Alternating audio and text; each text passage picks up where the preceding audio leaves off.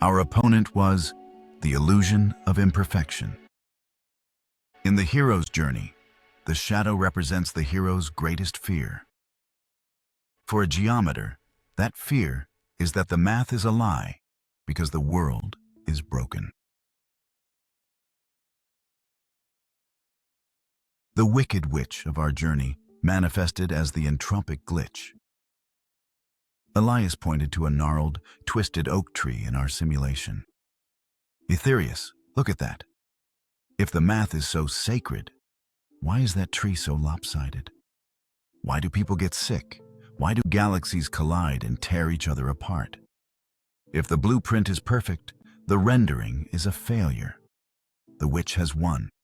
She has twisted the lines into knots of suffering.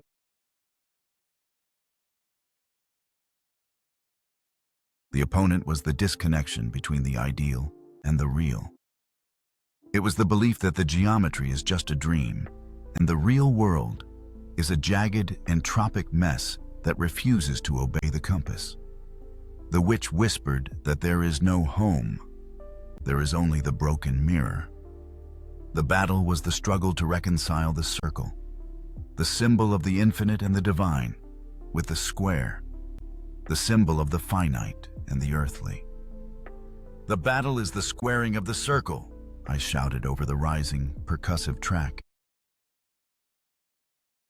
Elias, try to calculate the area of a circle using only straight lines. You will get close. You will use pi to 1,000,000,000,000 decimal places, but you will never reach the edge. There will always be a remainder. That remainder, that tiny, infinite gap, is where the ghost lives. That is where the witch hides her power.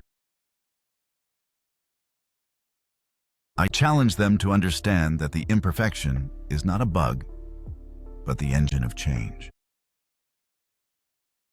Elias, I cried, if the universe were perfectly symmetrical, it would be static. It would be a frozen, dead crystal where nothing could ever move, breathe, or grow. The witch is not evil. The witch is a symmetry. She is the reason the Big Bang wasn't perfectly uniform. If it had been, matter would have annihilated antimatter in the first nanosecond, and there would be nothing but a void. The imperfection, the tiny variation in the grid, is the only reason stars could form. It is the only reason you exist. The battle was won when Elias finally stopped trying to fix the tree and started to see the fractal logic in its gnarled branches. He realized the tree was optimizing its growth around the obstacles of wind and shadow. The geometry was still there. It was just adaptive. He realized that harmony is not the absence of chaos, but the integration of it. He stopped using his logic as a shield and started using it as a lens.